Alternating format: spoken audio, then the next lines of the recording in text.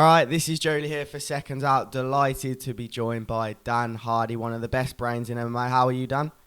All good, mate. How are you? Yeah, very well. I was tempted to ask how you were because 10 minutes to talk about UFC 280 is going to be difficult, but let's get straight into it. It's one of the most anticipated fights in the main event that we've seen in the UFC for a long, long time. How do you see this playing out? Islam Makhachev is challenging Oliveira, although he technically isn't the lightweight champion at the moment. This is a very even fight. How do you see it playing out? I agree. It's a very even fight. I mean, I spent a week breaking this down, and I still don't really have a pick. I have an idea of how the fight's going to go. I think that I think Oliveira is going to start aggressive. I think he's going to try and put Makhachev on the back foot. I mean, that's what he's done in the majority of his recent fights. He's going to be trying to push him back, throw a volume of strikes, probably within the first 10 seconds, trying to really put it on Makhachev. Because, the difference between the two of these guys, Makhachev doesn't want to lose minutes of rounds or anything at all. And Oliveira is quite happy to get knocked down in the process of getting to his opponents. I think the psychology of Oliveira is, I'll take the fight to you and put that pressure on you and see if I can break you. I also think Oliveira is most likely going to be the one that initiates the grappling as well. I think it will be Makhachev having to defend takedowns early in that first round, which might be an unusual thing for him. But honestly, I think there's going to be a lot of pressure on Charles to get him out of there in the first or second round because we don't see him really go past the second round. The times when he's lost, like Paul Felder and Pettis and Lamas, it's because he's tried really hard in the first round to finish and he's not managed to do it and he's gassed himself out. And that's one thing you don't want to do against Makhachev because he's very economical, he's very efficient. And once he gets in top position, if you're gassed, it doesn't matter how good your jiu-jitsu is. So when I first started researching it, I was thinking, Oliveira is going to catch him in something. I expect Oliveira to be able to probably beat him with the striking range as well as with the jiu-jitsu. And Makhachev can kind of pick his poison with his wrestling.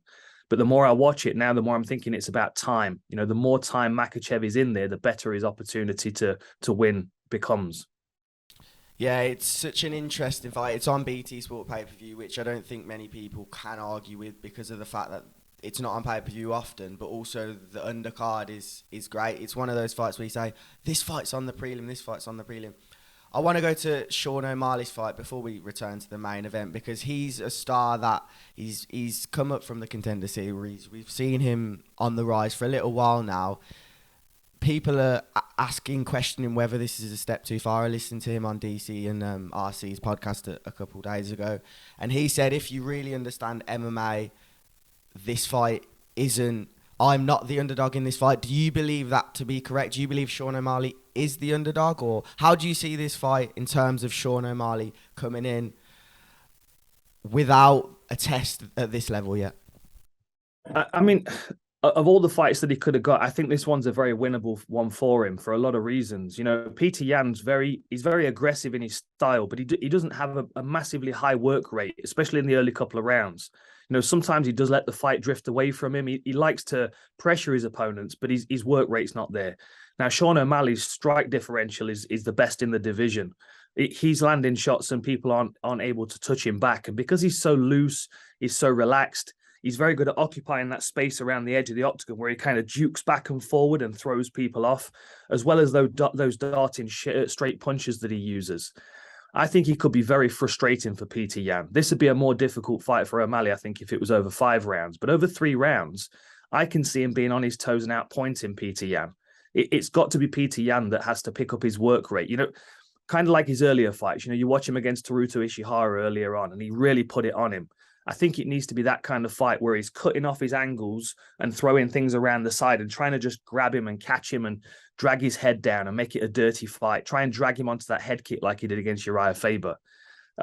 If I'm O'Malley, I'm thinking I can like tiptoe around this guy and pick him off from the outside, defend his takedowns and stay on my feet. That's would be the plan for O'Malley. I think honestly the pressure is on Peter Yan to go and get it.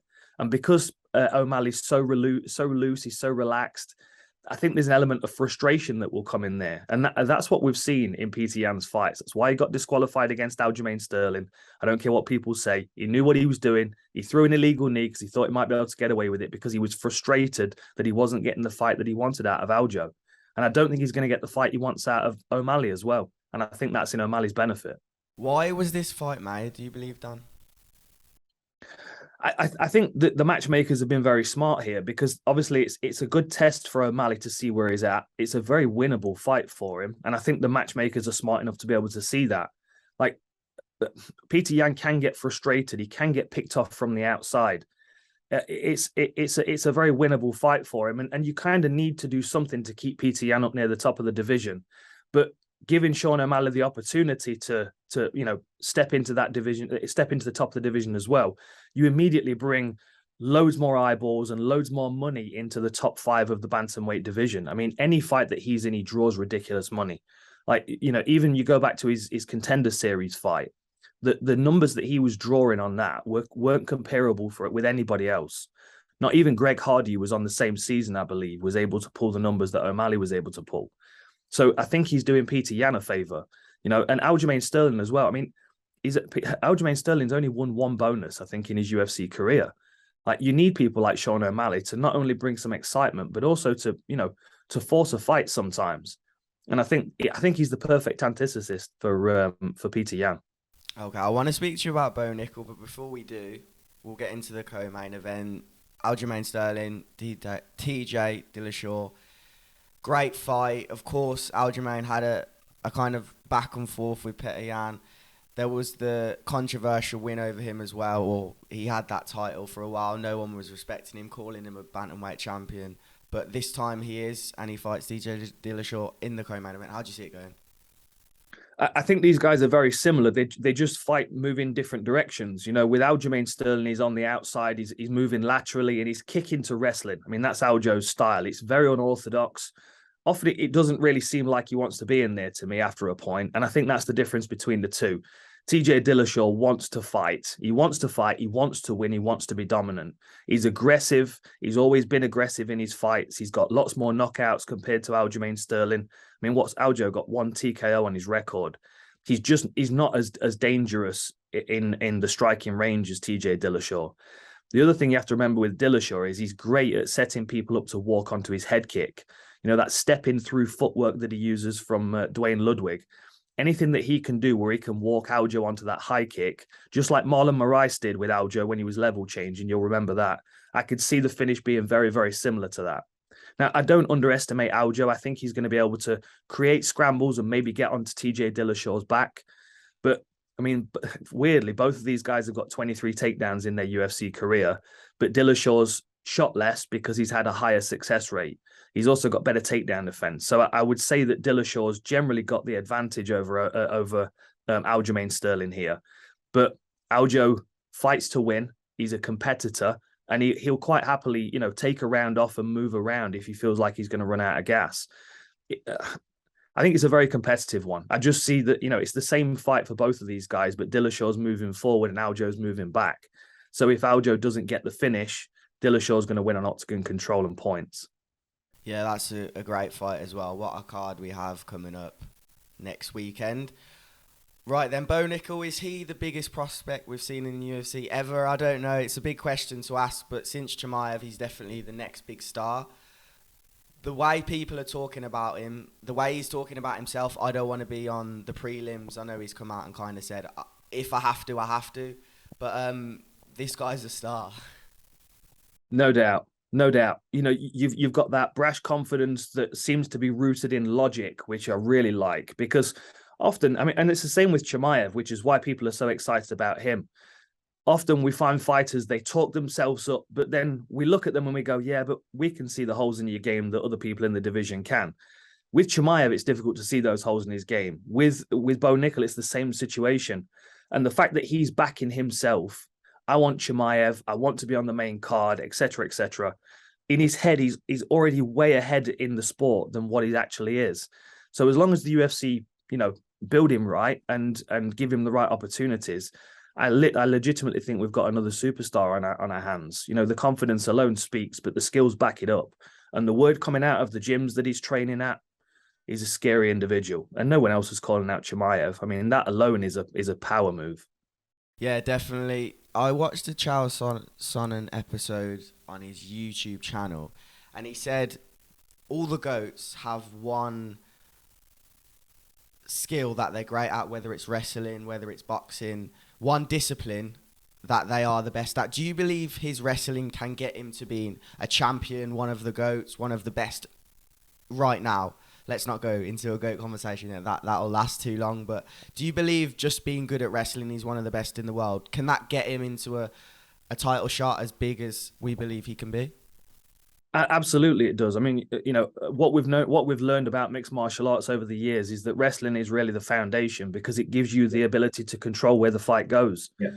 If you're Daniel Cormier and you're a supreme wrestler, you can decide whether to take a striker out of his striking game or keep a grappler out of his game based on the fact that you can dictate that.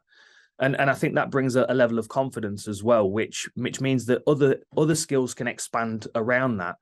Bo's got great striking and great submissions as well, but you've got to think that a lot of the success with his striking and jiu-jitsu is because of how strong a wrestler he is. He knows he has that foundation to fall back upon. And, the other thing we have to keep in mind is that, wrestling for MMA is a different thing to wrestling for wrestling. Like GSP is one of the best wrestlers in MMA that never wrestled outside of MMA. And I think that adapting wrestling to MMA is a skill set in itself, which Bo Nickal seems to have done very, very well.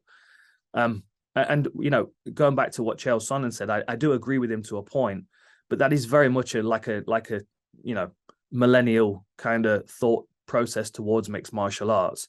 The guys that we're seeing now have got a great skill in striking and a great skill in grappling, like Charles Oliveira, or they're a great wrestler with really good striking. You can't have one skill set anymore. Of course, if you're choosing one, wrestling's the one to choose because you can build everything on top of it. But he's already way ahead of the starting building. He's already got great striking and jiu-jitsu as well. So he's a triple threat in my eyes, and he's got the confidence to boot. Okay, thanks for your time, Dan. That was a great conversation. I'm not sure if we were under 10 minutes or 10 minutes, but UFC 280 next weekend. It's going to be great. No worries, mate. Hope you enjoyed IMAS the other week. Yes, that was something special. Obviously, the World's Europeans is going to be good as well. So, yeah, thank you for that, Dan.